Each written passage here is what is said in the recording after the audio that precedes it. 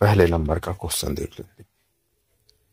यंत्र शिपयार्ड कलिनिंग्राद रूस में कमीशन किए गए उन्नत स्टील फ्रिगेट का नाम क्या है? सही आंसर है सी, INS तमाल। की पॉइंट देखते हैं। INS तमाल एक उन्नत स्टील फ्रिगेट है जिसे 1 जुलाई 2025 को रूस के कलिनिंग्राद में यंत्र शिपयार्ड में शामिल किया गया है। यह प्रोजेक्ट 1135.6 के तहत 8वां जहाज है जो Tushil class follow on frigates में दूसरा है। बेहतरीन स्ट्राइक और डिटेक्शन क्षमताओं के लिए ब्रह्मोस क्रूज मिसाइल और हमला NSG सोनार सिस्टम से लैस है। शटिल एक सतह से हवा मार करने वाली मिसाइल, तोपखाने और टारपीडो का सफलतापूर्वक परीक्षण किया। ब्लू वाटर ऑपरेशन के लिए डिजाइन किया गया स्वचालित परमाणु जैविक रासायनिक रक्षा प्रणालियों से सुसज्जित है।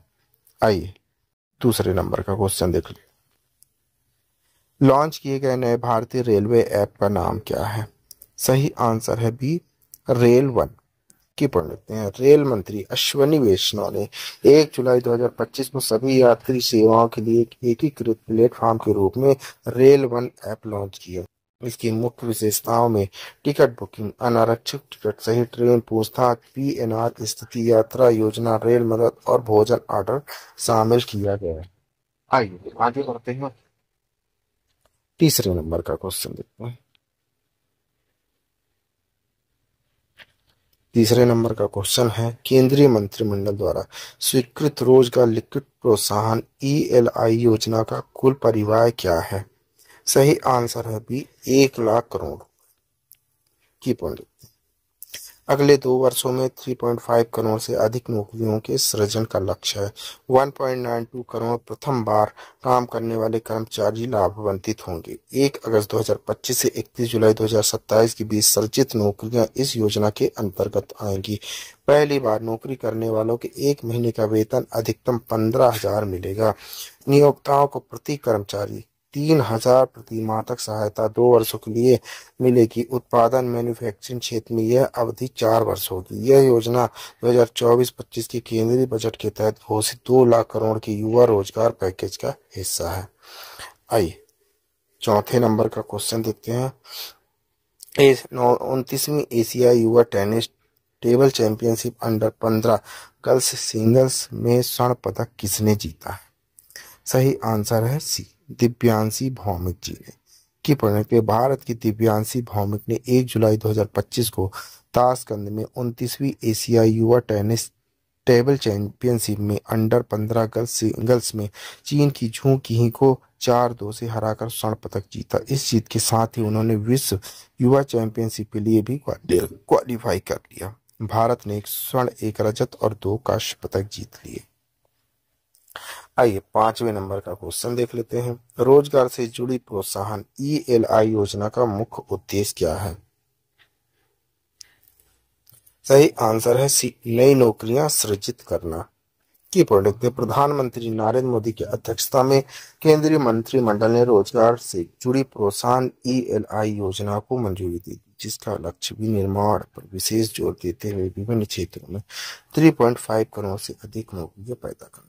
लगभग 1 लाख करोड़ के पर्याप्त परिव्यय के साथ इस योजना का उद्देश्य पहली बार रोजगार को बढ़ावा देना, नए रोजगार सृजित करने में नियोक्ताओं का समर्थन करना और भारत के युवा कार्यबल को सामाजिक सुरक्षा लाभ प्रदान करना है। आइए आगे बढ़ते हैं। 6ठे नंबर का क्वेश्चन देख लेते हैं। Military institute of technology MILIT Pune की कमान हाल ही में किस अधिकारी ने संभाली है? सही आंसर है B, real admiral V Ganpati. की पंडित भारतीय नौसेना के एक प्रतिष्ठित अधिकारी रियल एडमिरल V गणपति ने आधिकारिक तौर पर military institute of technology MILIT Pune की कमान संभाली। यह नियुक्ति ऐसे समय में हुई जब भारत के सशस्त्र बल एकता के सिद्धांतों के अनुरूप गहन एकीकरण और तकनीकी उन्नति के लिए प्रयास कर रहे हैं। यह अपनी समृद्ध परिचालन और शैक्षणिक पृष्ठभूमि के साथ रियल एडमिरल गणपति से उम्मीद की जाती है कि वे मिलिट्री को तीनों सेनाओं की तकनीकी शिक्षा नवाचार के लिए एक वैश्विक केंद्र बनाने की दिशा में आगे आएंगे। आइए 7वें नंबर का क्वेश्चन देख लेते हैं। पहली आसियान भारत कूच वार्ता का आयोजन भारत के किस शहर में हुआ है? सही आंसर है डी, चेन्नई में। की पॉइंट देखते हैं। क्षेत्रीय संपर्क और पर्यटन को बढ़ावा देने के लिए एक ऐतिहासिक कदम के रूप में भारत ने 1 जुलाई 2025 को चेन्नई में पहली बार आसियान भारत क्रूज वार्ता मेजबानी की। चेन्नई बंदरगाह पर क्रूज जहाज एमवी एम्प्रेस पर आयोजित इस वार्ता में सभी 10 आसियान 6 देशों और तिमोर लेस्ते का प्रतिनिधित्व करने वाले 30 से अधिक प्रतिनिधियों ने भाग लिया, जिसका उद्देश्य हिंद प्रशांत क्षेत्र में समुद्री सहयोग, टिकाऊ पर्यटन और आर्थिक एकीकरण को बढ़ावा देना है। आइए 8वें नंबर का क्वेश्चन देखते हैं। भारत का पहला पूर्णतः लकड़ी से निर्मित गुरुद्वारा कहाँ स्थित है? फाजिल्का, पंजाब में। ऑप्शन है सी। की पॉइंट देखते हैं। भारत के पंजाब राज्य के फाजिल्का जिले में स्थित भारत का पहला पूर्णतः लकड़ी से निर्मित गुरुद्वारा श्री नानक निवास श्रद्धा सेवा भाव का एक अनुपम उदाहरण बनकर उभरा है। यह गुरुद्वारा फिनलैंड से आयातित देवदार लकड़ी से पूरी तरह से निर्मित है और इसे पुलिस लाइन परिसर के अंदर स्थापित किया गया। यह धार्मिक स्थल न केवल आध्यात्मिक आस्था का प्रतीक है, बल्कि स्थायी वास्तुकला, सार्वजनिक सेवा के समन्वय का भी प्रेरणादायक उदाहरण है। इस अनूठे गुरुद्वारे की परिकल्पना एसएसपी भूपिंदर सिंह सिद्धू ने की थी, जिसकी व्यक्तिगत श्रद्धा ने इसे 2023 में साकार कर दिया। आइए 9वें नंबर का क्वेश्चन देख लेते हैं।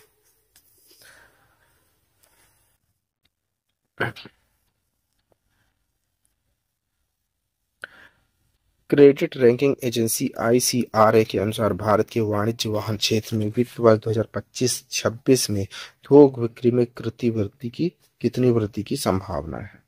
सही आंसर है बी, 3-5%। की पॉइंट लिखते हैं।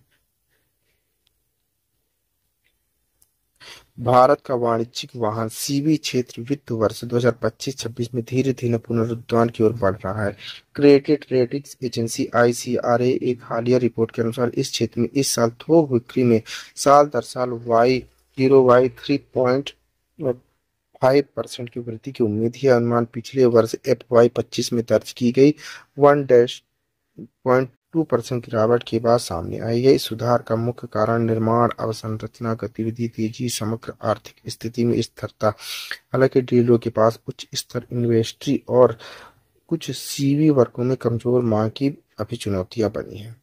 वाणिज्य वाहन क्षेत्र भारत की औद्योगिक आर्थिक गतिविधियों का महत्वपूर्ण संकेतक। आईसीआरए की FY26 पूर्वानुमान रिपोर्ट से मांग, रुझानों, उपभोक्ता व्यवहार, निवेशों की दिशा मूल्यांकन किया जा सकता है। यह रेटिंग निर्माण कंपनियों, निवेशकों और नीति निर्माताओं को संभावित वृद्धि क्षेत्रों और चुनौतियों के बारे में मार्गदर्शन प्रदान करता है। आइए आगे बढ़ते हैं। 10वें नंबर का क्वेश्चन देख लेते हैं।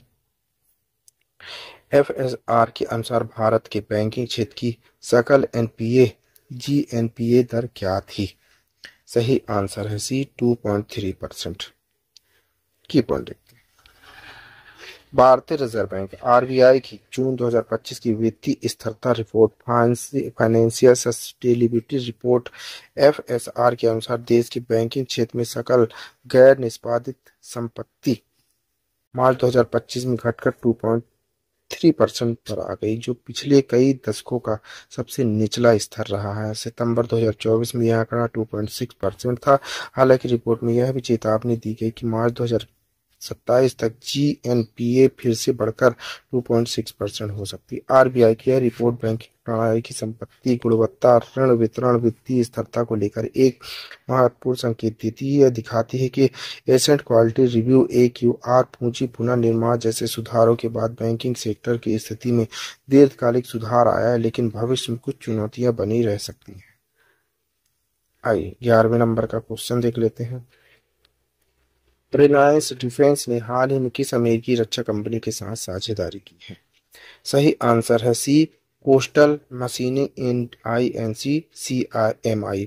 की पॉइंट, भारत के रक्षा क्षेत्र को एक महत्वपूर्ण प्रोत्साहन देते हुए रिलायंस डिफेंस जो रिलायंस इंफ्रास्ट्रक्चर की सहायक कंपनी ने अमेरिका स्थित रक्षा ठेकेदार कोस्टल मैकेनिक इंक के साथ साझेदारी की। इस साझेदारी के तहत महाराष्ट्र के नागपुर स्थित MIHAN multi modal international cargo hub and airport में एक अत्याधुनिक MRO maintenance, repair and overhaul सुविधा की स्थापना की जाएगी। यह संयुक्त उपकरण भारतीय सशस्त्र बलों और अंतर्राष्ट्रीय ग्राहकों के लिए वायु थल रक्षा प्लेटफॉर्म के लिए उन्नत पर केंद्रित होगा, जो आत्मनिर्भर भारत अभियान के अनुरूप है।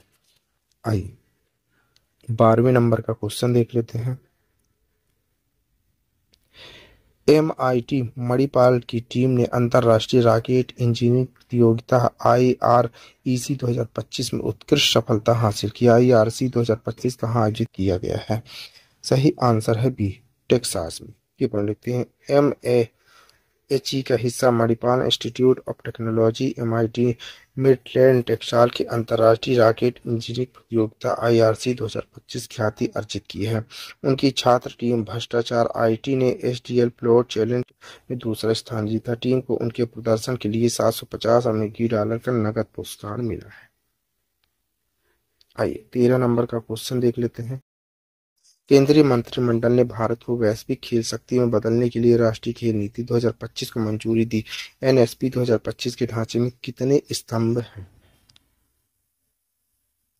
सही आंसर है सी, 5 स्तंभ।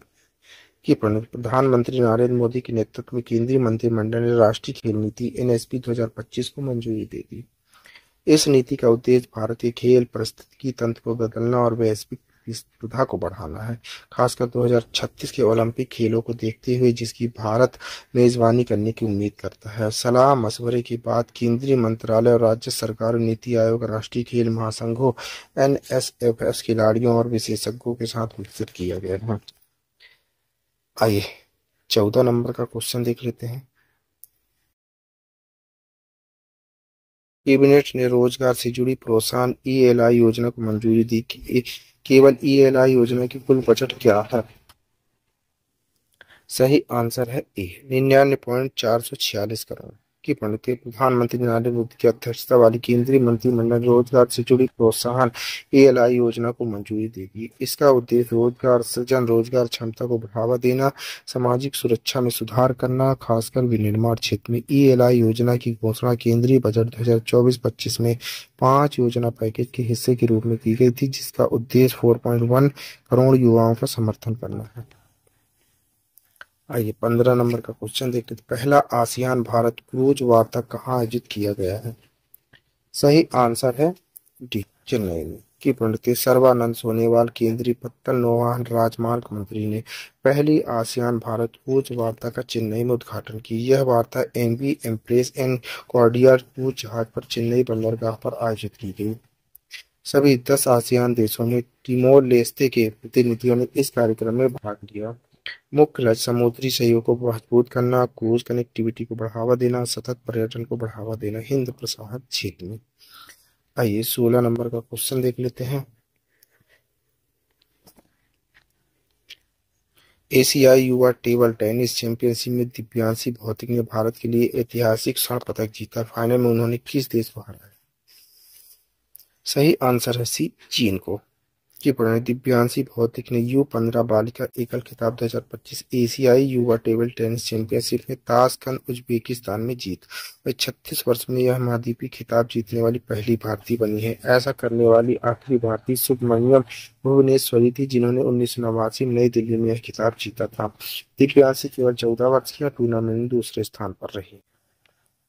आइए 17 नंबर का क्वेश्चन देख लेते हैं। पुरानी गाड़ियों के लिए ईंधन पर प्रतिबंध किसने लगाया है?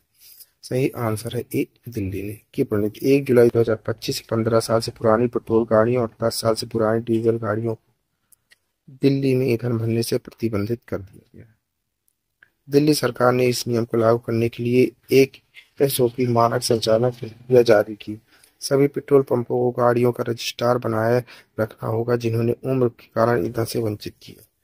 CNG पर चलने वाली गाड़ियां इस प्रतिबंधित से मुक्त है।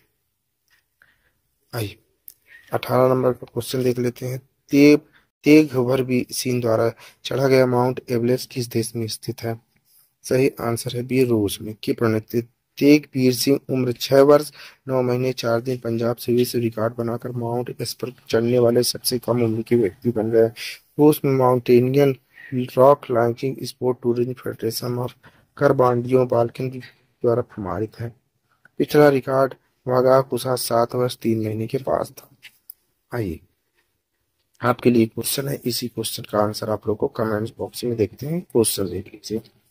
भारत ऊर्जा स्टेक कार्यबल के मुख्य संरक्षक के रूप में किसे नियुक्त किया? रघुराम राजन, नंदन नीलकणिकर की विजय राघवन, सुंदर पिचाई जी। तो दोस्तों किस क्वेश्चन का आंसर आप लोग को कमेंट्स बॉक्स में देना है, आंसर आपको कमेंट्स बॉक्स में जरूर दीजिएगा। आप पढ़ रहे हैं 3 जुलाई 2025 का डेली करंट अफेयर। दोस्तों आप किसी भी एग्जाम की तैयारी कर रहे हैं तो ये वीडियो आपके लिए मस्त रहने वाला है। इस वीडियो की पीडीएफ डाउनलोड करने के लिए आप हमारे टेलीग्राम चैनल एग्जाम पॉइंट पर जाकर वहां से पीडीएफ डाउनलोड कर सकते हैं। Thank you for watching my video. इस वीडियो को ज़्यादा से ज़्यादा शेयर करें, लाइक करें, कमेंट करें। Thank you.